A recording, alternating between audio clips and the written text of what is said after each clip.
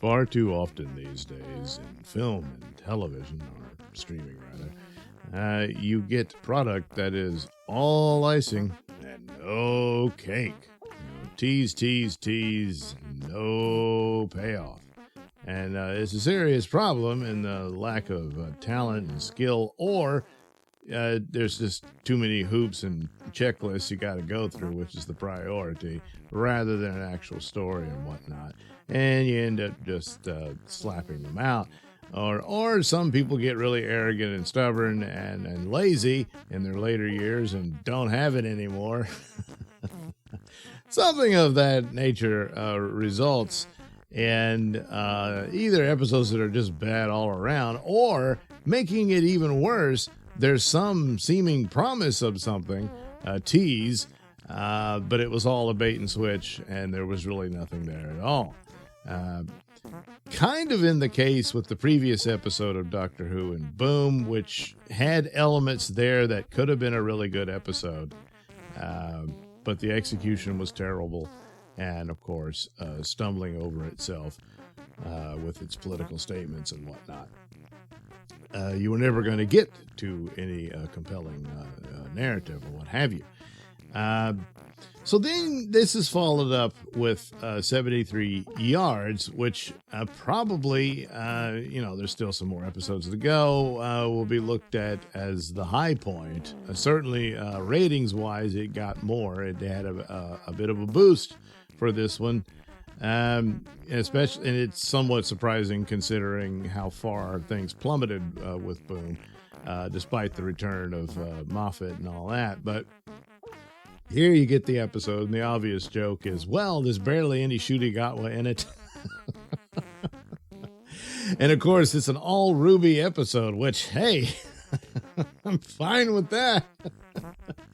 She's very pretty, and I do see potential there. She has, I think, the potential to be a breakout star, provided there's any industry left for her to be a star in. But nevertheless, it's not just that she's very pretty. I think she handles herself fine. It's just she's not writing the thing, and there's not a lot there for her to work with. So this one is one of those where it takes elements of horror and surrealism, and these are all the trappings, the icing, if you will. And sometimes the icing tastes really good, but you need cake, and there isn't any. So you've got this mysterious happening.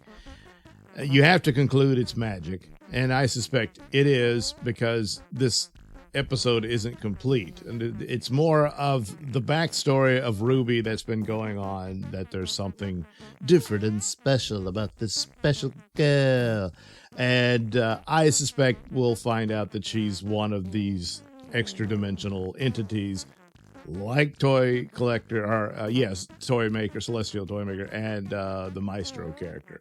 And we'll find out that that's what she is, or something else of that nature. But anyway, she's not just what she appears to be, and she's completely unaware of this, but nevertheless, that's the case. And but the magic of this, with the fairy circle, that the Doctor once again doesn't look where he's going and steps right on it, apparently setting off a chain of events that erases him from time or something. I don't know. He disappears. Ruby doesn't know what's going on. There's this mysterious woman in the distance, and it's pretty obvious who that is.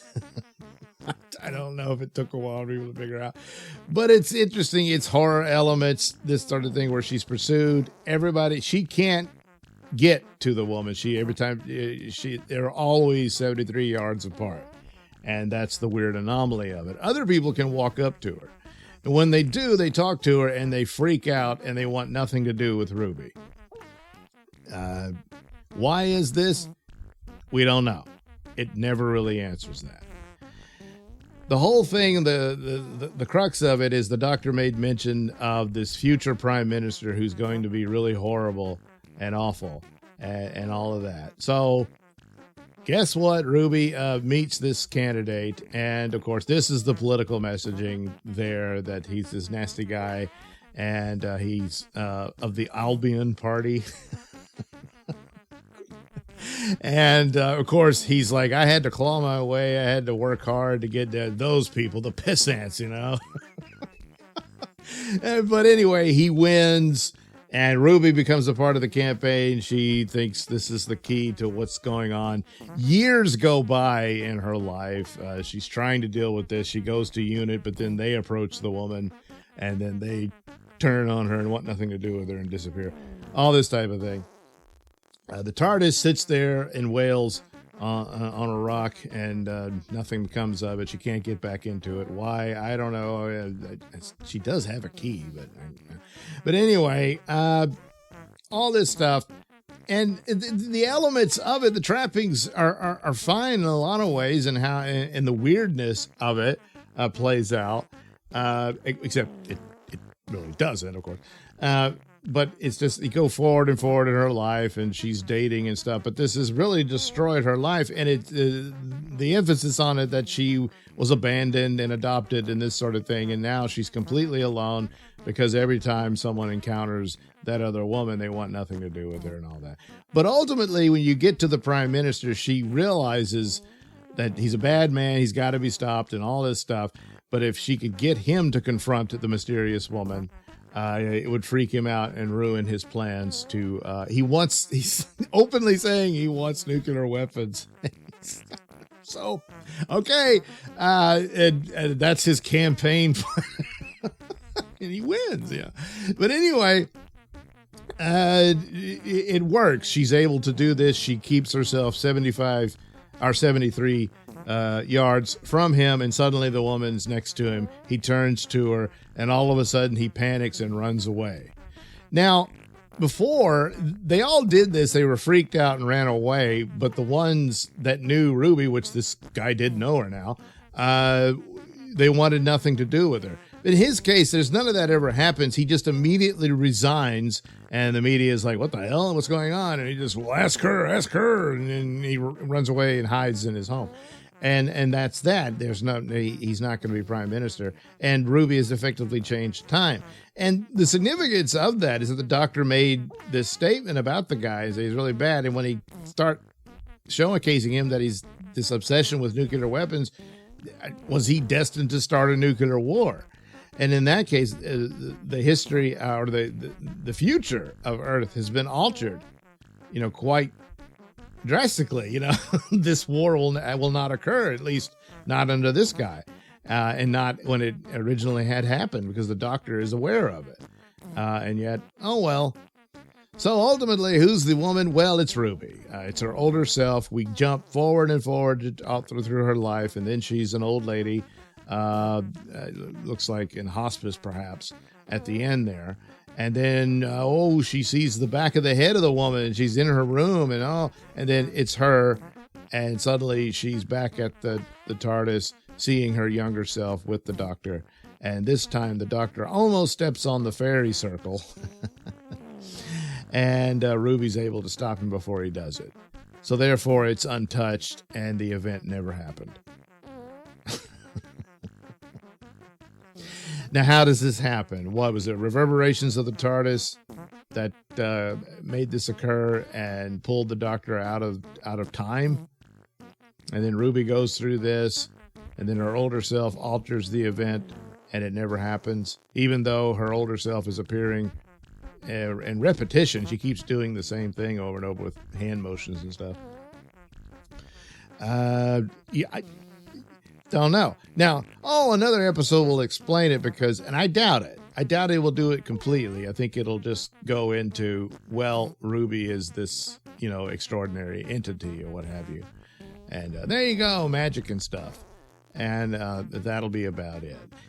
This isn't new for Russell T Davies. There's some things he does that he acts like is clearly apparent when it isn't. And most notably was in End of Time with the mysterious woman, this time lady, that a lot of people guessed, hey, maybe that's Romana, because she had been the lady president, and then until Rassilon took over.